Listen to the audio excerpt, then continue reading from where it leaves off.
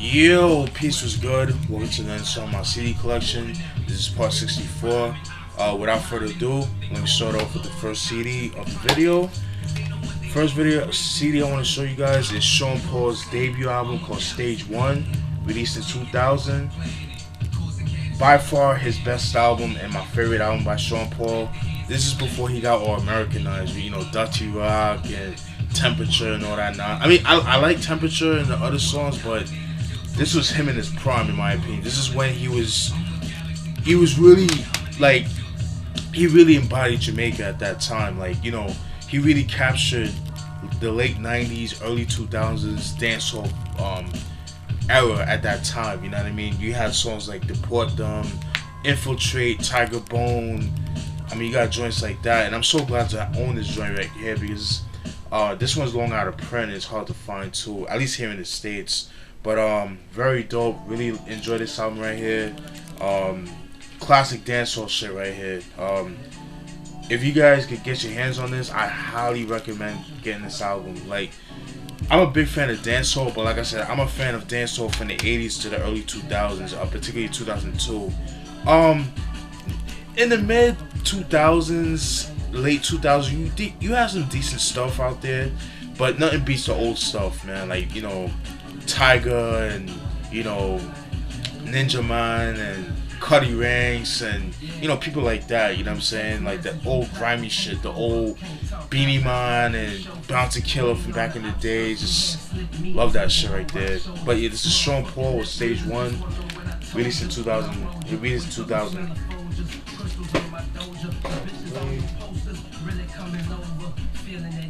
Alright. Then we got Ant Banks with his compilation album, The Best of Ant Banks, released in 1998. It's just pretty much songs that he picked from his first 3 albums that he ever released, like solo-wise.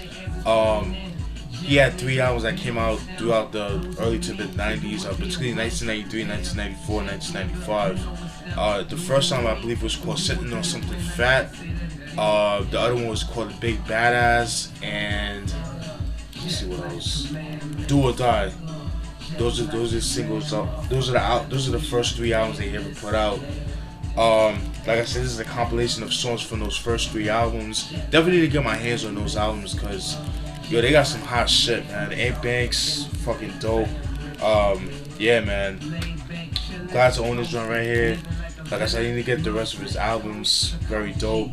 He's a dope producer / MC. You know, did stuff like, you know, Spice One. He's worked a lot with Spice One. Did some stuff for Too Short. You know, he's part of that crew. You know what I mean? And then, you know, at the time I believe he was going out of Cool Man and stuff like that. So need to get some Cool Man stuff as well. But yeah, glad to own this joint right here. Definitely get more stuff from Ant Banks. Dope classic Bay Area hip hop. Before this whole hyphy bullshit that, you know, DJ Mustard and, you know, E40 and all that bull, Keep the Sneak and all that nonsense. But yeah, Ant Banks, Best of Ant Banks, released in 1998. And I know you guys are gonna say about Keek Sneak. I know he used to roll with you know, Brother Lynch Hung back in the day, but this is, I'm sort of about Keek the Sneak after that, after the fact. But yeah. Now let me get back to the rest of the CDs. Run DMC's, I believe this is their 5th album, titled Back from Hell, released in 1990. Glad to own this joint right here. It's just something you don't really see every day. Yeah, it's funny because when it comes to Run DMC, I rarely see any of their later albums. You always see like you know, the King of Rock or the Rock Box, whatever the name of the albums. Like the first 2 albums you always see in stores, but you rarely see like the later albums in stores. At least for me, I guess you know, it depends where you live at and stuff like that. But yeah, glad to own this joint right here. Very underrated in my opinion. Very hardcore. You know, it's very breakbeat heavy, which is what I like about it. Has a good, really dark feel to it. The singles off the album, there's 3 singles. The singles are What's It All About, Faces, and Pause. And I believe the Av was a single too, because I believe that has a video for it too. But this album kind of caught a lot of controversy. because of the Newsx sound that they were going for at that time. Like, had a couple of potential Newsx swing songs that they did, which they caught a lot of flack for, because you know a lot of people have like different emotions towards Newsx swing. I like Newsx swing. I fucks with it. You know what I mean? But I know a lot of people don't really care for it. With Newsx swing, you either like it or you don't. It's like one of those things. I tend to like it just because I grew up in the early 90s, like when I was young, and it's the shit that I heard on the radio, so I could definitely listen to it and relate to it, you know what I mean? Obviously, I was too young to really appreciate it as far as like going to the clubs and dancing to that shit, but you know, just hearing that shit on the radio and seeing, you know, on the TV and stuff like that, I could really appreciate that time. So I like it, so I fucks with it. But it's not. But at least like some of the songs are not overbearing. It's like it's not taking all over the songs. Like maybe you have like 2 or 3 songs that's like that, but the rest, like I said, it's more hardcore. You know, breakbeat heavy type of songs and stuff, like drum breaks and stuff like that. So, but yeah, very dope. Glad to own it. Very slept on in my opinion. This is Back from Hell by Run D.M.C. Released in 1990. Album that you don't really hear too many people talk about. Next album I want to talk about is the B.Brown Posse, which is Bobby Brown's Posse. It's pretty much it's a compilation brought by started by, you know, Bobby Brown himself, and it's just pretty much a bunch of his friends just on a whole bunch of songs and stuff like that, pretty much. So it's not a Bobby Brown solo album. It's just like a compilation album of people that's, I guess, that's under him, like under his record label BBB Records. And like I said, he's the executive producer of the album. But it's pretty much like a, again, like R&B / hip hop type of shit, like New Jack Swing in a sense.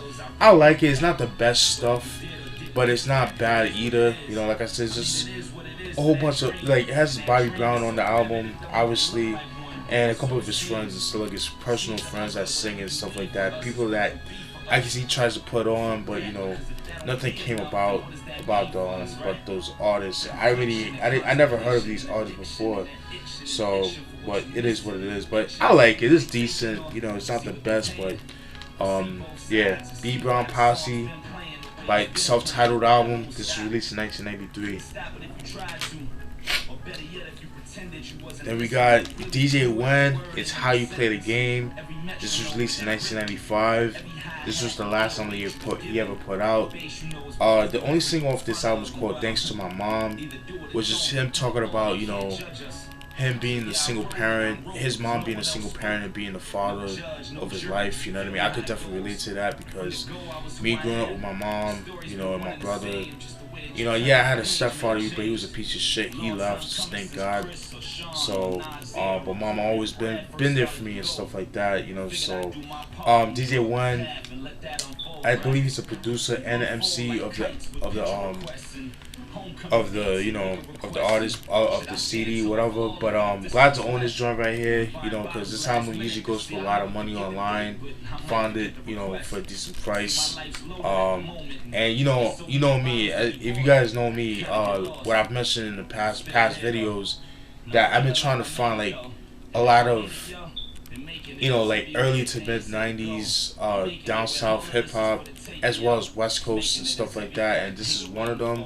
Glad to own this joint right here. So when I first seen this, I'm not gonna lie, I thought it was gonna be like one of the booty based music, but it wasn't. It you know, glad to own it right there. So yeah, decent stuff right here, very good. It's How You Play the Game by DJ Wen. Like, this is the last album he ever put out. He came out with 3 albums, this one included, and 2 other ones. One that came out in '93, which I believe was only cassette only, and another one that came out in 1994, which I'm gonna get my hands on that one. But I seen this on Discogs. I seen it for a decent price, $8.99, so shouldn't be too bad. But yeah, glad to own this joint right here. Then we got The Conscious Daughters with The Gamers, released in 1996. very good stuff. I want to say rest in peace to Special K. She passed away back in 2011. She was found dead in her home. From what I understand, like she died of complications of blood clots in her lungs or some shit like that, which is scary as shit. You know what I mean? Because blood clots is something that you have to catch early. If you don't catch it, then that shit could go to your brain and you die. And I know somebody, a friend of mine's. Well, he wasn't a friend, but it's somebody that I knew that I got into a fight with back in junior high school, back in the early 2000s. Then I ended up becoming friends with him. It was just crazy. And then he died, and then I went to his funeral, and then like that shit fucked me up. But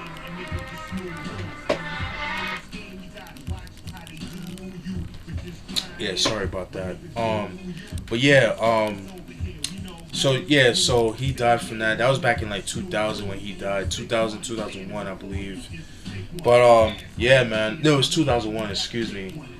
And so she died. Like I said, she died from this complications of blood clots in her lungs, from what I've been told, from based on what I've read. But yeah, the single off this album is Gamers. But yeah, you might think the Conscious Daughters because of the name, but don't let that steer you away, because the beats on this album is some real G-Funk shit. I mean, this shit is so fucking dope, man. The beats on this shit is dope. I mean, yeah, don't get it twisted because they're women that you're gonna be on some soft shit. Nah, this got some fucking dope dog beats, grimy shit, some G-Funk shit that I like, man. But yeah, I want to say rest in peace to Special K. My condolences to her and her family. But yeah, very dope shit. Dope mid-90s G-Funk West Coast hip-hop. My opinion, 1996 was, in my opinion, like one of the last good years of G-Funk, of West Coast hip-hop, in my opinion, because I feel like it seemed like right after like 1997 is when, West Coast hip-hop was going downhill, like, in my opinion. It wasn't until maybe like, Exhibits, 40 Days, 40 Nights, The Chronic 2001, albums like that is what kind of, in my opinion, what revived West Coast hip hop, you know what I mean, for a short period of time. I mean, he had some other dope West Coast hip hop albums that came out at that time, like around 96, 97, 98. But they were more, West Coast, they were more underground in the sense, if that makes sense. So, but enough of that. Now, let me get back to the rest of the albums. New York Undercover, the soundtrack, released in 1994. Was it 90? No, excuse me, 1995. Excuse me. Love the show. I wish it would come out on DVD or Blu-ray, but I guess what's holding it back is because of the copyright issues, like as far as like the music and stuff. Because if you guys are familiar with New York Undercover, they were known to have like artists performing at the end of the video, end of the show and stuff like that. And I could just imagine like, all the copyright issues with that, the copyright, and then, Dick Wolf, not wanting to pay all that shit. So that's more than likely why. And then a lot of it because it was, it had to do a lot with racism too, just because it was, it was urban, as they would say. I hate that fucking word, urban. Because, it was like, all black, mostly all black cast. Well, it had like a lead black, actor, which was unheard of at that time and stuff like that. And especially for a cop show too, you know what I mean? So, things like that. But I would love for this show to come on DVD. I would love to have that. But, it is what it is, you know what I'm saying? I mean, we have YouTube, but it's not the same. But, yeah, pretty dope soundtrack. The only thing is, it's a lot of R&B, which I like. I love R&B from the 90s, but I wish I could have had a little bit more hip-hop, you know what I mean? The only hip-hop stuff they have is Little Sean with Don Perignon, Lost Boys with just Jeeps, Lex Coupes, Beamers, and Benz, classic shit right there. classic Queen shit, and that's pretty much it. Those are the only hip hop joints on the album. The rest are all R&B. But yeah, I enjoyed this right here, and I love the theme song of this show. Love it. It just captures old New York, when New York was New York, when Cash was rocking, the Polo Sport, the Timbs and the Carl Kanai and the Tommy Hilfiger and all that shit, man. Just dope shit right here. Glad to own this joint right here. This shouldn't be too expensive. I seen it go for dirt cheap online. So, but yeah, this is New York Undercover, the soundtrack, released in 1995. See how much time I got left. I still got some time. Alright. Then we got Henchmen, Bulletproof Volume 1. Yeah, Bulletproof Love Volume 1, released in 2001. This is a compilation album that was done by Jimmy Henchmen. You guys should know about Jimmy Henchmen. If you guys he used to roll with Haitian Jack at one point. Had he was 50 Cent's manager at one point. Had a lot to do with 50 and things like that. Now he's serving life in jail because of drugs and things like that. But this is like a compilation that he brought up together. This was released under Motown Records, but it was his record label, Henchmen Entertainment, I think it was called. But like, it was an offshoot of Motown Records, and you have a couple of some notable artists like Prodigy, Bars and Hooks, and Sharissa, J.O. Felony. But the rest are people that were under, Jimmy Henchmen, like his artists and stuff, like some like pretty unknown artists. It's actually got some dope stuff right here. It's not the best stuff, but we got some decent stuff, like, for 2001, if that makes sense. Because 2001 sucked when it came to hip hop. It just wasn't the best year, in my opinion. There's a lot of bullshit that came out that year. It had some decent releases, but not really the best year, in my opinion. Like 2001, 2002 wasn't really all that, in my opinion. But yeah, it got some decent stuff though, man. Like, but yeah, it's not the best shit, but it's alright. It's good for what it is. You know what I mean? So, but yeah, this is Bulletproof Love Volume 1, released in 2001. I remember seeing this on billboards in New York. I remember like going to school, going to high school, just seeing the like the poster on the show, on the billboard and shit like that. But yeah. Alright, next album is UB40 with Promising Lies, released in 1993. This is their 10th album. From what I understand, I believe this is their best-selling album. You got singles like Can't Help Falling in Love, which, oh my god, that song is so big. It's actually one of the biggest songs besides Red Red Wine and stuff like that. But that song, Can't Help Falling in Love, I love that song. I remember that song coming out, I believe, in like the summer of 1993. And I used to hear that shit all the fucking time. I used to hear that shit. This is when I used to go to summer camp. Remember summer camp back in the day? But summer camp in New York is not summer camp what you think is everywhere else. Summer camp, everywhere else is like, going to the woods and going to a log cabin and shit like that. Nah, in New York, in the inner city, fucking summer camp for us was, going to a this shit is so fucking ghetto, but I appreciate it because I had fun, but I hated it at the same time because I was a game head and I fucking hated summer camp because I wanted to be home playing video games, but my father wasn't having that. He's just like, no, your ass is going to summer camp. Rest in peace to my father.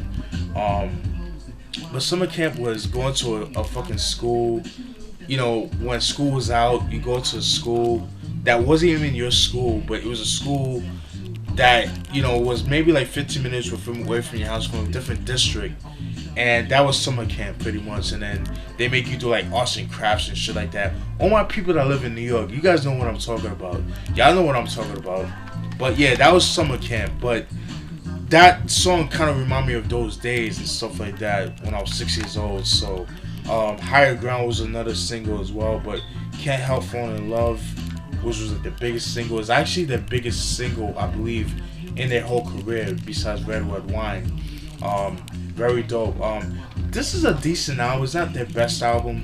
My favorite album from them is obviously Labor of Love with Red Red Wine, Cherry O Baby, She Caught the Train. I mean, shit like that, man. Sweet Sensation, Johnny Too Bad. I mean, that album is a fucking classic, man. I love that album.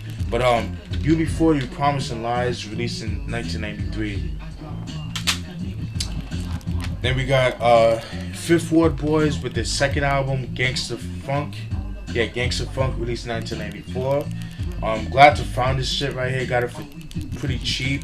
Trying to get more Rap-A-Lot, releases. But a lot of that stuff is hard to come by and out of print for crate. And it usually goes for a lot of money. But I've mentioned that before. There's 3 members of the group. One of them is called 007. Another one is called Low Life. And the other one is called... let me see. Low Life, E-Rock, and 007. Those are the 3 members of the group. Glad to own this joint right here. Yeah, man, love this shit right here. Love this. I mean, you can't go wrong with this album. Need to get the rest of their albums like Ghetto Dope that came out in 1993. I need to get their Rated G and the rest of their albums and stuff like that.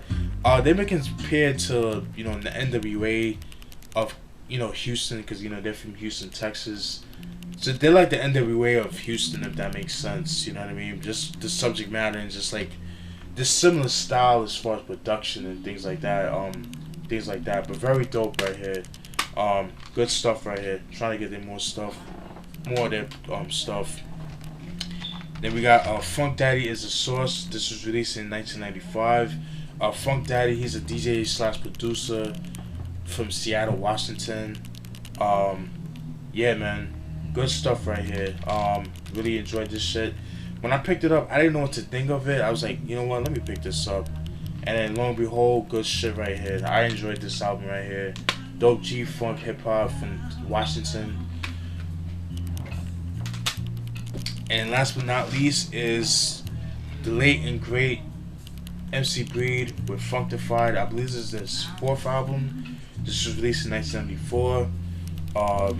MC Breed, yeah, rest in peace to him, man. Very dope MC right here. The single off this album was Late Night Creep, Booty Call. Very good album right here, very dope. Definitely need to get more of his albums. I have his other album that came out in 1996. I forgot the name of it, but I did show it in one of my CD collections a while back. But glad to own this joint right here. His stuff is hard to come by, especially where I live at. But that's why sometimes you gotta drive, the different cities just to get certain shit. That's what I had to do with a lot of those CDs. But Funkdafied by MC Breed, released in 1994. Dope G-Funk, Midwest G-Funk, if you want to call it that. I consider this G-Funk, even though it's from the Midwest, from Flint, Michigan. But around that time, around the early to mid 90s, a lot of Midwest hip hop had that G-Funk sound, had like a West Coast feel. Bone Thugs and Harmony, with the first 3 albums and stuff like that. Had like a more G-Funk feel to it. MC Breed with his earlier stuff. A lot of Detroit Most Wanted, people like that, things of that nature. But that's pretty much it, folks. That's all the CDs I'm gonna show for today. I got more in the stash. But stay tuned for more. Hope you guys enjoyed that video. Alright, be easy, stay positive, long live hip hop. Peace.